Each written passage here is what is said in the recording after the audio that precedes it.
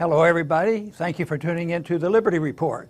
With me today is Daniel McAdams, the co-host. And Daniel, good to see you. How are you this morning, Dr. Paul? I'm doing very well, especially because we have a very special guest today. And he's been on our show once before, and he's been a friend of Liberty. And I'm delighted to have John Whitehead back with us again today. John, welcome to our program.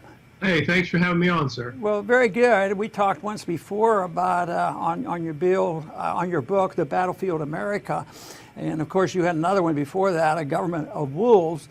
So, and you write and endorse ideas down our alley. So we're very glad, and I know our viewers will be very glad to hear from you. But I think that it's not going to be difficult to get a good discussion going. We probably could spend a good hour with you, but you know, time is limited, so and you, I'm sure, will get the points across. But I would like to start off with sort of asking a generalized question, and of course I wanted also to recognize that you are the president of the Rutherford Institute. You started it in 1982, so that was a couple years ago, and it's a well-known group, and it's a really a very good defender of civil liberties, and that's what is important. And I want to, though, ask you a generalized question where we stand today. You've spent a lot of time on this issue, trying to protect our civil liberties. And I often think about the oath that many of us take when we go into government service, that we will defend the Constitution against all enemies, domestic and foreign. And you know, so many people I know as hardcore conservatives, they know all about the foreign enemies, but they don't really emphasize, you know, the domestic. And I think you have a good hand on this. You've been in the military, and I think this is important. If you could just address that for a few minutes on why it's so important to see the connection of what happens when what we do overseas, because I think it is very much connected. You know, when wars are declared, the protection of civil liberties at home are always threatened. Yeah, and the thing that I found too is that what we usually do overseas in terms of weapons, bombs, tactics all come home. When we see the SWAT team raids today, you know, a lot of that was developed, the armor that the police are using to invade people's homes. And I don't know if you saw that recent case, it was just settled a couple of days ago. In Chicago, a SWAT team rushed into an apartment, put a gun on a 3-year-old kid, handcuffed her mother, and beat her. Supposedly looking for a drug dealer who wasn't there. Well, they just won a $2.5 million settlement that the taxpayers pay for. But the point is that a lot of the stuff we're seeing, 80,000 SWAT team raids occurring across the country, those are all military tactics. They're trained militarily. It was amazing. I saw a protest down in Georgia about a month and a half ago. A small group of people, it was over some issue, I forget what it was, just free speech. And I looked at the policemen standing around them. They were in camouflage outfits, camouflage helmets, shields, automatic rifles, and I'm going, ladies and gentlemen, are we already under martial law? And to be honest with you, I think we are. And I've argued that. We're surrounded by military police to, you know, work with the military. They work with the FBI. The police chiefs are trained by them. So we've entered a whole new realm of the Department of Homeland Security handing out hollow point bullets to the Department of Agriculture and the Smithsonian Institution, you know, bullets that expand on contact. We're seeing things that, listen, George Orwell, guy who wrote 1984, he couldn't have dreamed of. He would say, what is going on? And when you watch that 2030 video, I don't know if you've seen it, Dr. Paul, but the Pentagon put out about a year ago a video predicting by 2030 we'd go into the major cities in the world, the United States would be collapsing, total martial law had to be applied. This is a training video, and it applies to what we see happening. So the government, for some reason, is getting prepared for some kind of extreme measures. And I mean, I can see the economy may be collapsing. I don't know. I'm not an economist. But if what they're predicting is going to happen, we're in a lot of trouble. I think that since 9/11, it's just the train has picked up speed. It's going very, very fast. Daniel? You know, John, I wonder about that, this visual that we have of the police looking like RoboCops, looking like militarized, and as you say, in a relatively benign setting, a relatively benign demonstration. And I wonder why people accept it, you know. And I think there must be, maybe you share this view, there must be a feeling that, gosh, we must be important. We're under siege. We were told since 9/11 that we're at war. I mean, do you think the average Joe really who's going to a 9-to-5 job somehow feels life is more exciting with this kind of thing around him? I don't know. I think most people are distracted, and that's the key. I think most people, with screen devices today, I mean, when I go into restaurants and I see children and parents all watching a screen device, and they go home and they watch television.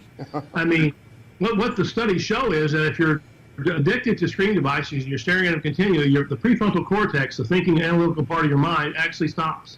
You don't think anymore.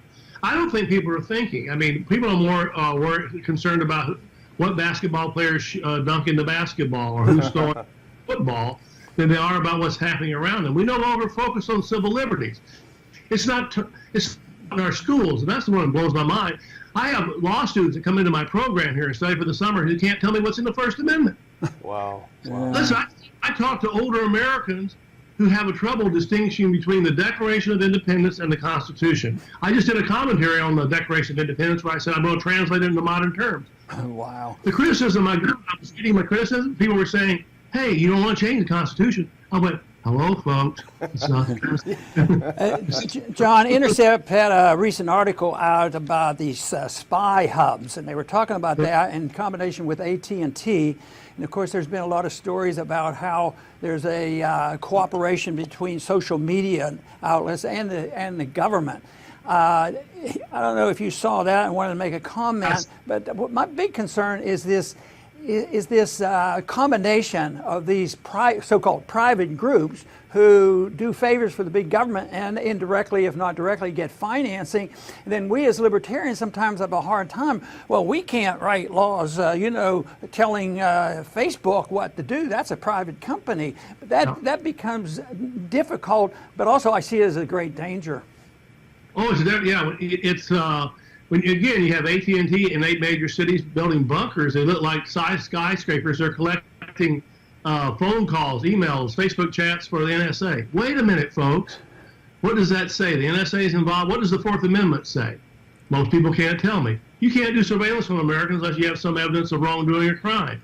They're doing surveillance. I mean, when you have Amazon building a proposed $10 billion contract in the Department of Defense now to build another intelligence cloud for all 17 intelligence agencies that Amazon has access to. But wait a second, Ron Paul doesn't have access to it. John Whitehead doesn't have access to it. So if you have a corporate state, and that's exactly where we're headed, where your private enterprise is not indistinguishable from government, what do you have? Will they be cracking heads too, or they stand back? I mean, there are a number of people who have told me that modern police are there just to protect the corporate elite.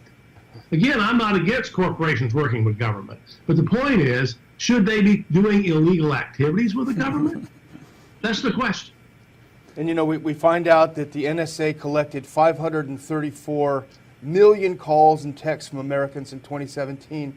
It's a 300% increase over 2016. They're gobbling up everything. And then I saw a piece on Truth Dig that, all of a sudden we actually, we got too much information from AT&T. We're going to have to destroy these records. Gosh, something there smells very fishy, John. I don't know if you saw that. Oh, yeah, you can't trust. I talked to former NSA agents who quit the agency, and they're really concerned where it's going. But you have to say, we live in a total surveillance state. We have Stingray devices in police cars handed out at the Department of Homeland Security where they're fake cell phone tires. They drive in front of your house, download everything you're doing on your laptop, your phones, or whatever. You have the FBI finally getting caught flying dirt box Cessnas with dirt boxes, the same kind of fake cell phone towers, around countries, around whole surveillance areas and collecting all our phone calls. You have fusion centers watching us across the country wherever we go. The thing is, you have to understand, and again, all I do is research and write about this. We live in a total surveillance state now. I mean, it's what Orwell said. Everything you're doing is being watched. The FBI admits they can turn your phone on from a distance or your laptop. So you're being watched. I mean, Amazon works closely with them. Facebook works closely with them. I mean, it's just, and here's another thing most people don't understand. The Department of Homeland Security is doing threat assessments on American homes. They run from green to red. If you commit a crime, you have a rifle, hunting rifle, you probably have a red. So why are police showing up at doors agitated? In some of the cases, begin punching people in the face or doing knock and talks at 3 a.m. in the morning. And people come to the door with a pistol in their hand, think they're getting robbed, and the police shoot them through the window. What kind of country are we living in now? You know, again, watching everything we're doing. If you know, in China, they're doing the social credit scores where they're watching you. If you have the wrong social credit score, you can't fly on airplanes. You're a watch citizen. Well, threat assessments are the same thing. That's where we're at. We're mimicking China. And now you have this DJI corporation, which is a corporation which makes drones. It's working with Axon, the taser company, to now sell drones to American policemen. Yeah. You're kidding me. We're going to be flying Chinese drones over our heads, doing surveillance, and with weapons. John, I mean, wake up, folks. That's why I tell people. Yeah. Don't take the blue pill, take the red pill. You see, I think where in the hell we're going. You know, one item in the news right now is the president getting ready to choose a member of the Supreme Court and to be, approved by the Senate. Now, if you were a senator, which would be a good idea if you were, how would you phrase your questions, especially because you talked already today about privacy and the Fourth Amendment and First Amendment? How would you sort that out? Could you narrow that down to really pin a person down? And I don't know whether the skepticism of their answers would play a part in it too, but I'd like to hear you phrase a couple of these questions. I would go to that document that's only 462 words long. It's called the Bill of Rights. And I'd say, excuse me, sir, can you give me the 5 freedoms of the First Amendment before we start this conversation? And what's the Third Amendment about, sir? What about the about the Fifth Amendment? Can you tell me what's in that? If they're stumbling, I guarantee you they will stumble. I would say, sir, I have a lot of trouble agreeing to have someone like you on a court when you don't even know our basic document, which is the Bill of Rights, not the part of the Constitution. So I would go through the Bill of Rights. If they can't, they stumble, they look like idiots. I mean, I don't want them interpreting my Constitution if they don't know what's in it, and that's how I would do it. I'd go through the Bill of Rights and make sure that they understood it. But I guarantee you, I talk to judges, I talk to lawyers, and a lot of they can't tell me. I talk to policemen who can't tell me what's in the Fourth Amendment.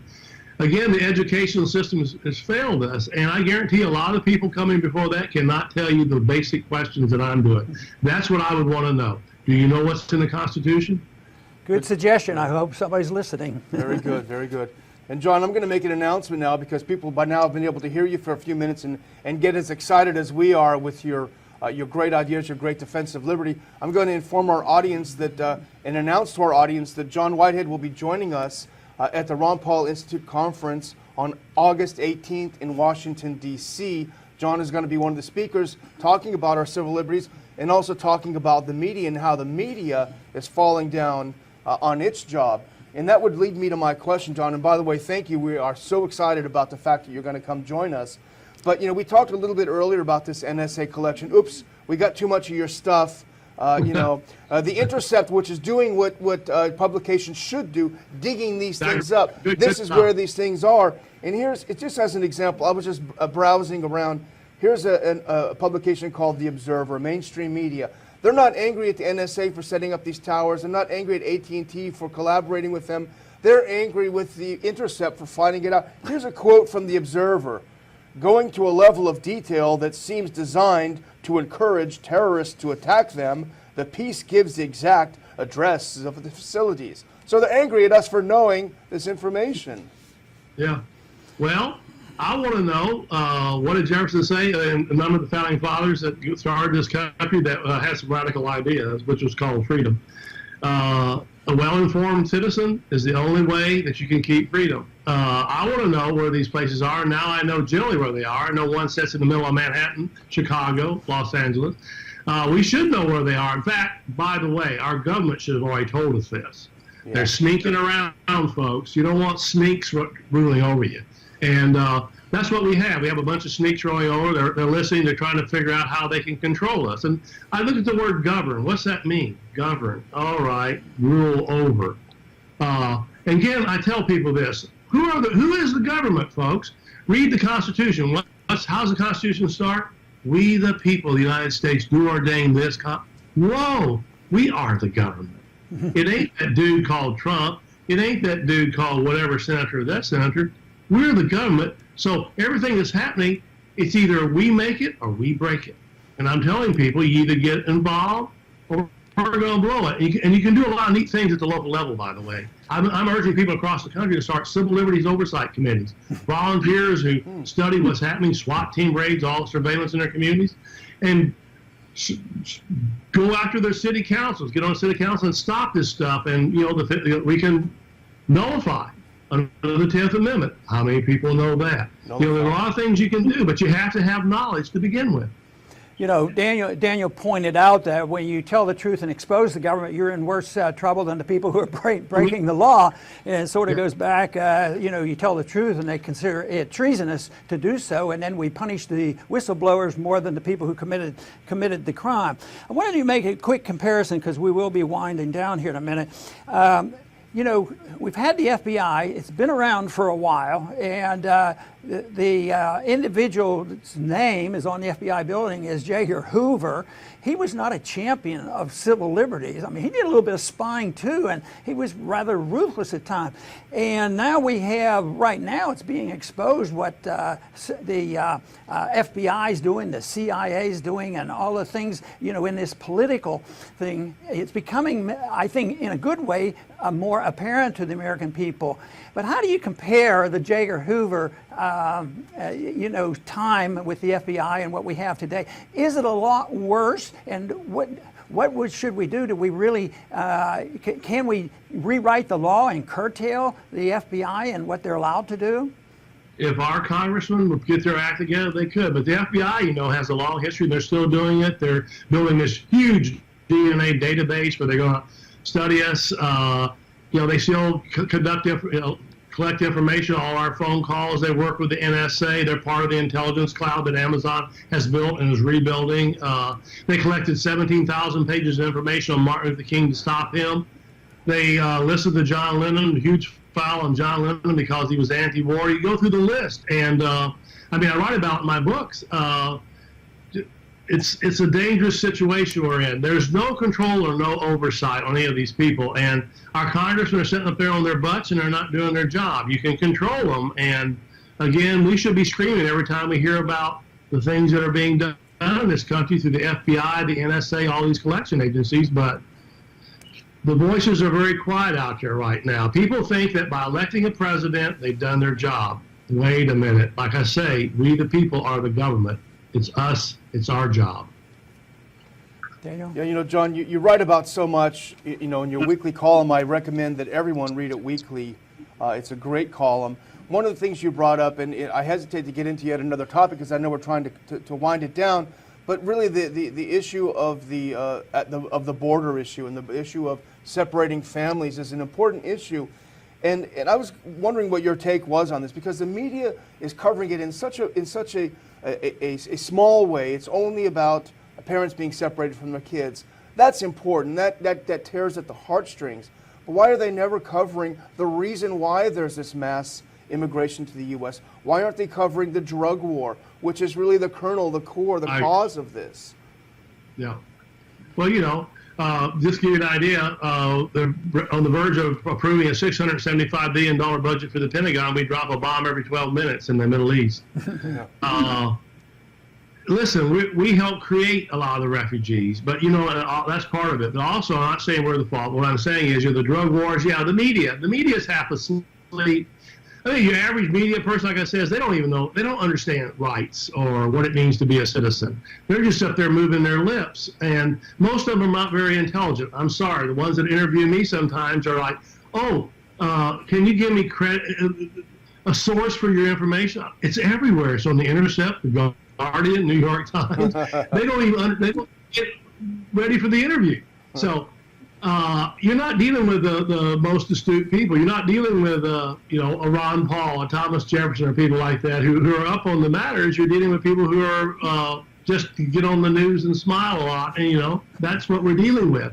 And You know, again, we have to make our own news sources, folks. We have to be the news source, and we have to start doing it, and we have to start taking over our local governments. That sounds great. This has been a great program, John. We will be closing, but I want to put up your book that we've talked about before, Battlefield America. People need to take a close look at this and get a copy if you don't have it. But there's so many other things that John has written that you can come across, and you should pay attention. John, I want to thank you very much for being with us today. I am sure it's going to be a very popular program with our viewers.